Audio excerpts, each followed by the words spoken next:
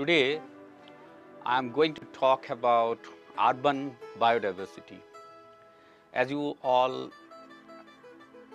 understand, biodiversity, they are available either in forest agriculture or in the marine landscape. But since urbanization is taking at a very fast pace, the pace where we want to understand the efficacy, the impact of urbanization on plants and animals which are available in the urban areas. Urban areas are a ecosystem which are basically man-made ecosystem. Human being wants to develop this ecosystem as per their need, requirement and likings. But we have some of the components which are natural as well. Throughout the world, what we have observed that the developing countries are now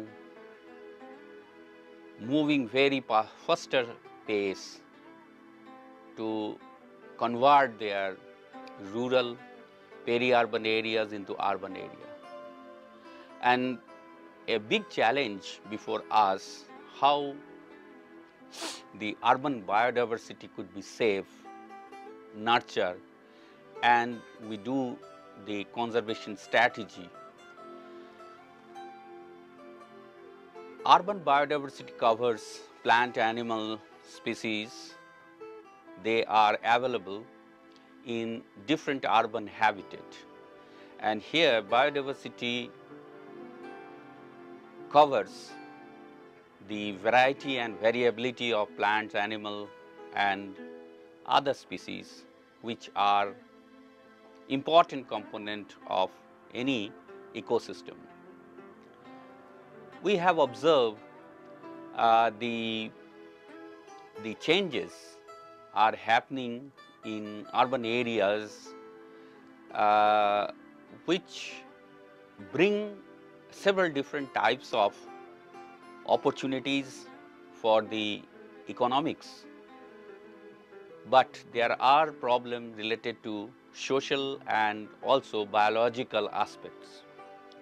The urban area having built environment, the natural environment, and we have the socio-economic environment.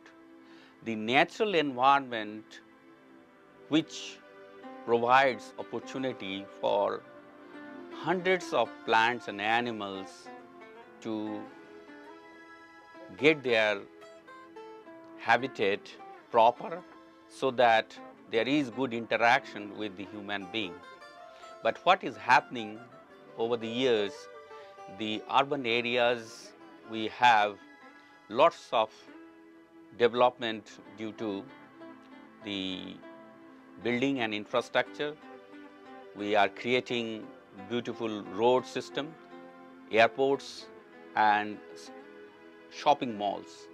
These are taking lots of biodiversity space into the built habitat. So we have several kind of contribution of urban green space. As you see, there are contribution of urban habitat in the social aspect, cultural aspect, ecological aspect, and every city should have some minimum standard of urban green space. These green space allow plants and animals to habit in their locations.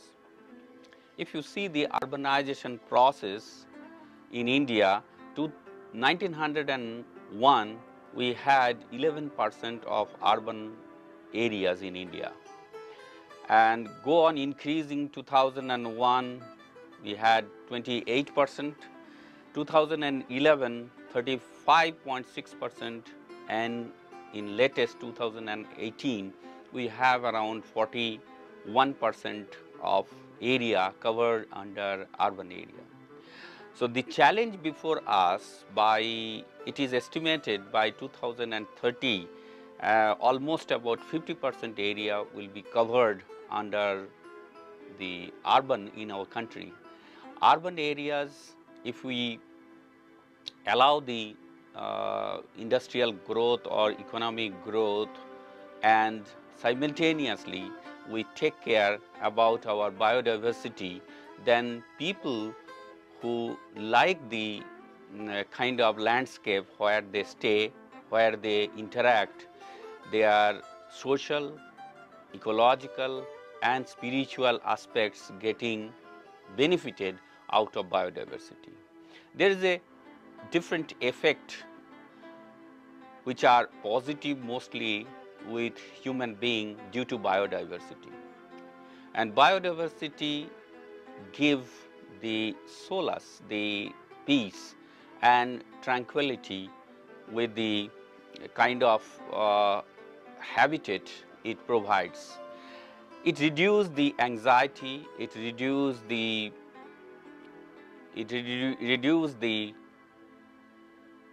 stress which human being face through the busy life in our day-to-day in urban areas.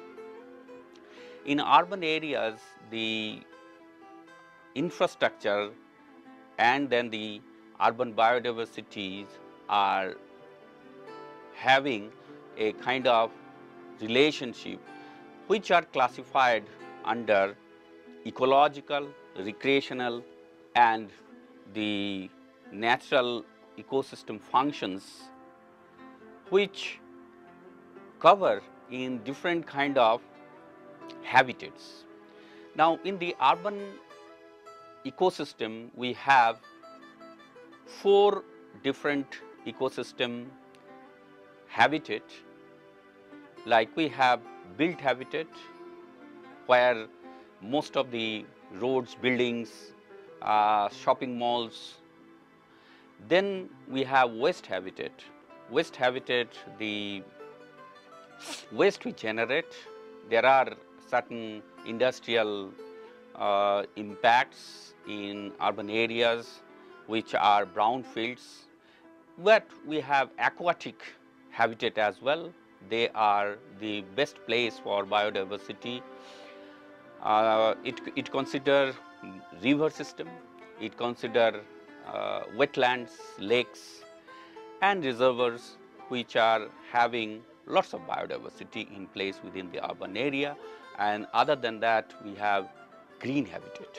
Green habitats are mostly the parks, gardens and then the open area where we have biodiversity, and these interaction within the different habitat play important role, and we have to see the built habitat and then the waste habitat, how to manage these two. There are different cities in India.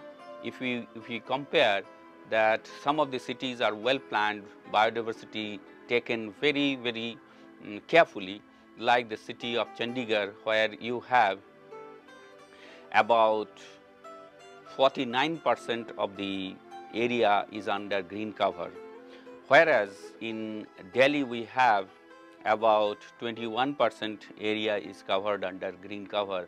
And there are cities like Jaipur and some of the other cities of India, they require more biodiversity and green cover. But the FAO and WHO, they have given the requirement of the city is around 9 square meter per capita tree cover or green cover, and which will allow people to be in those green areas, and other biodiversity element will be happy. Green corridors, green patches and green networks, they are the part of urban biodiversity and landscape. And these green corridors cover your roadside plantation, riverside plantation and railway line side plantation. Suppose the case of Delhi, which is a very green city, but still it require more green space, urban green space, and where we have increased the urban green cover in case of Delhi in last 15 years. Very significant changes has come, almost more than 20% green cover we have observed. And starting from 2011,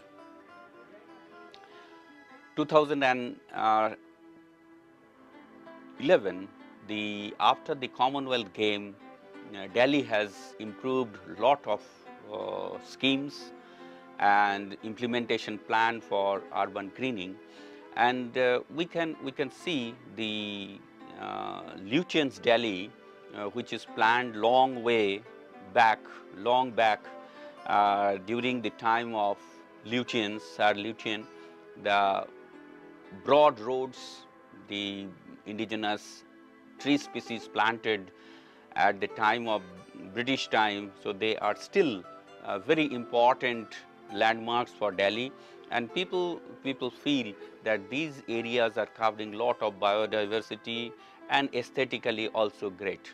Whenever we are planning biodiversity, we have to understand that what are the kind of steps we follow as a protocol for improving biodiversity, sociological, so phytosociological study. We require the identification of actual vegetation, available native vegetation, and we can also see the how we can inventorize the existing vegetation and how we improve the vegetation, identification of potential area where we can develop a new type of vegetation which will allow our birds and other animals which can grow, nest, and develop their habitat.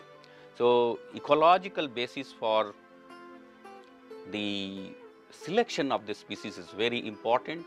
The kind of species we are selecting, they should be food bearing, shade should be there, it should have minimum allelopathic effect, so that, and carbon storage ability.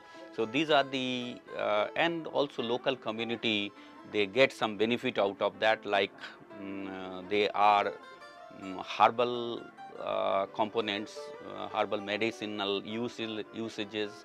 Some species are very aesthetically good, some are giving beautiful fragrance, some are giving habitat for the birds and other animals.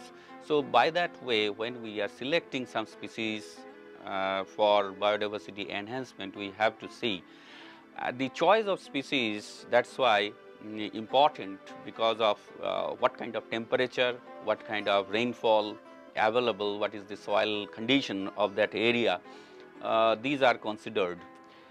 In our biodiversity, there are different kind of habits of the plant, like trees, shrub, grasses. All these things are important while we are planning for our biodiversity. We are planning in the wetland areas, we are planning in the hillocks, or we are planning in the roadside based on our available species. If you see the different types of urban areas, how we are planned, the new area when it is come under the city planning, we have to develop how biodiversity can improve the area's good kind of species availability, which will show the kind of improvement in the area.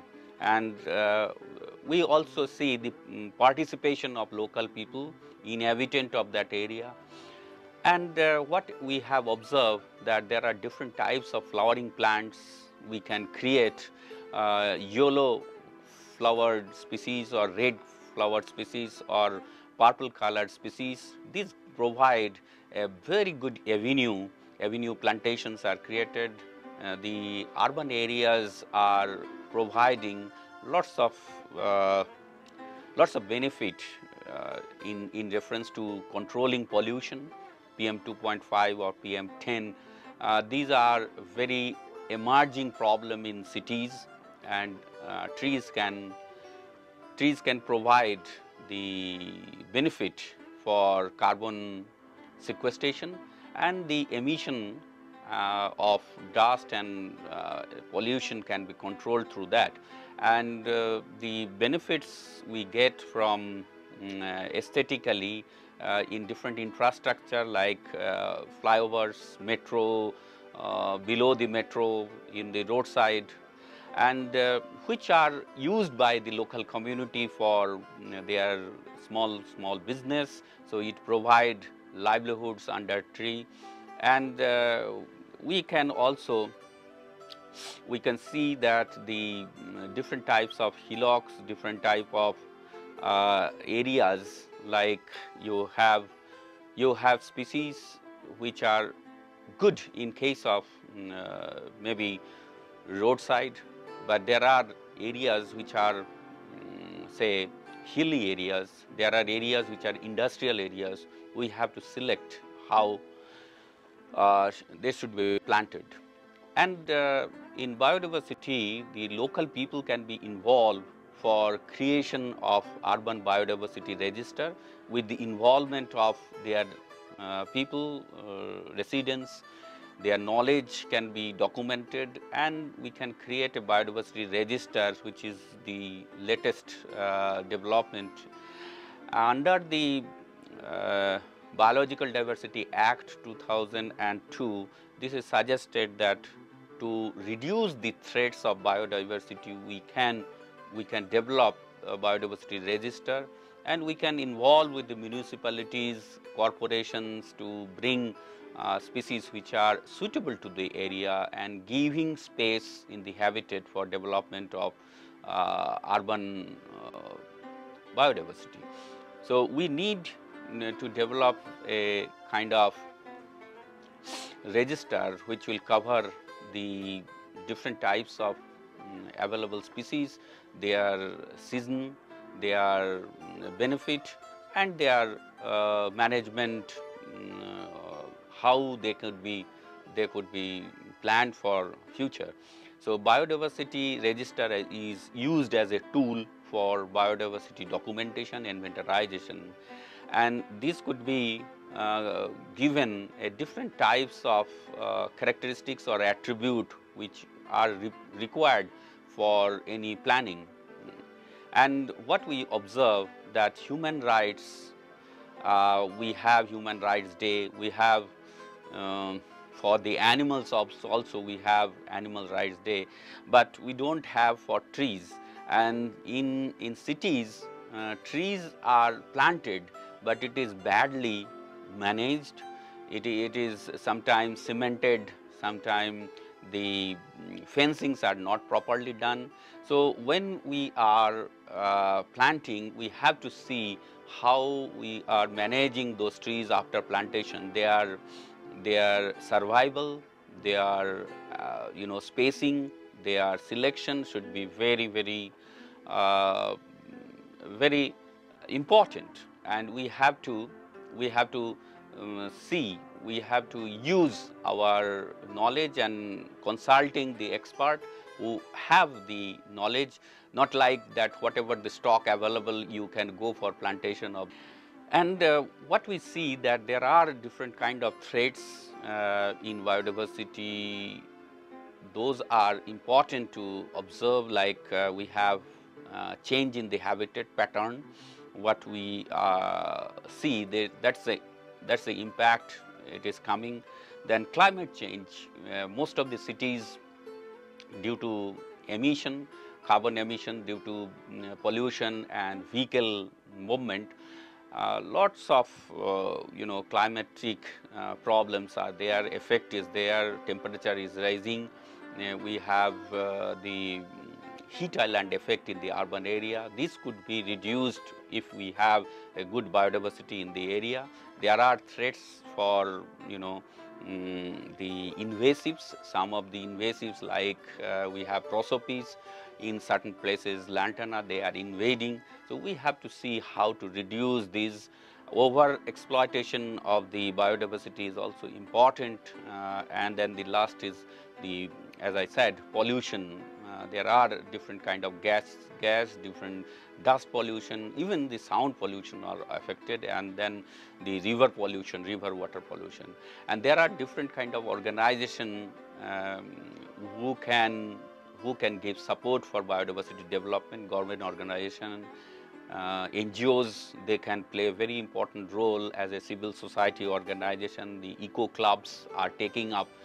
There are hundreds of schools in Delhi and most of the other areas, Mumbai, Calcutta. People are trying to develop a knowledge base and trying to use in their curriculum for biodiversity conservation.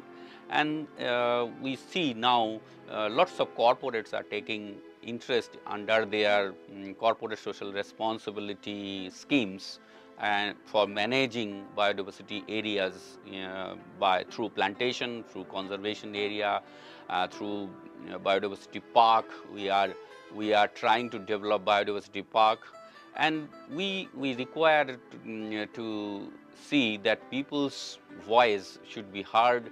Some of the area, sometime we are using our hillocks, we are using our other lands for which are having biodiversity. Sometime road network building, expanding our road, we are sacrificing our biodiversity. That has to be important.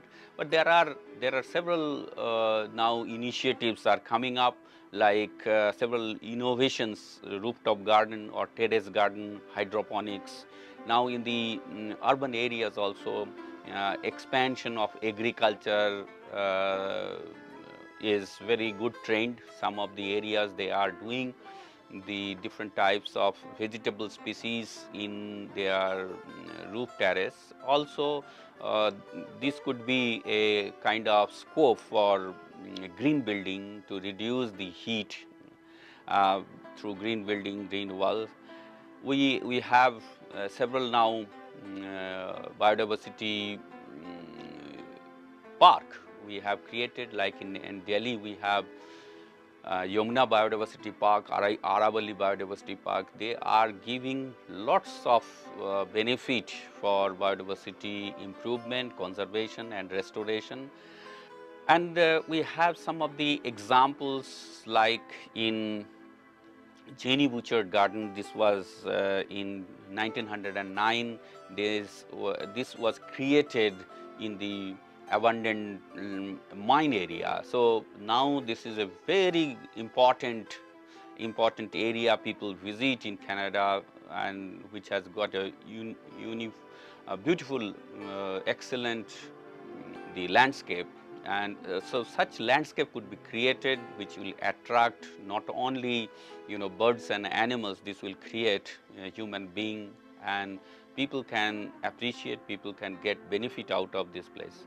In conclusion, I like to suggest something, that how biodiversity can be appropriately incorporated in the curriculum of urban biodiversity, in the curriculum of our college student, for the university student.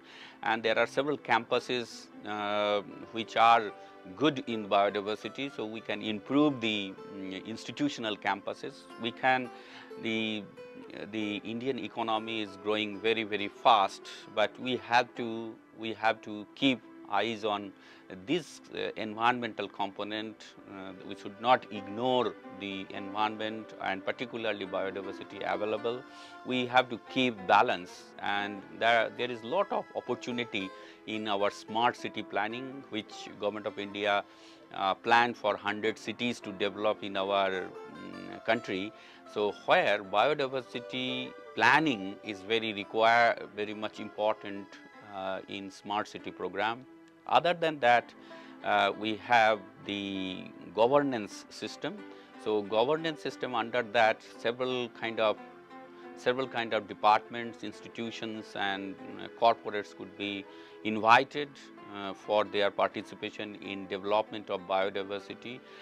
Wildlife is one of the important area, like there are small animals and birds which can be managed properly. Sometimes we observe in the city areas animals are coming. So these are the things, when we disturb their habitat, then they come to our urban areas, like which are observed, and that has to be carefully managed. In our civil society, biodiversity play a very important role that should be incorporated in our cultural lives, and in the form of manual we can develop. There could be several different type of module of biodiversity related aspect, and then the research methods can be developed for how to augment different biodiversity component in different habitats. Thank you very much.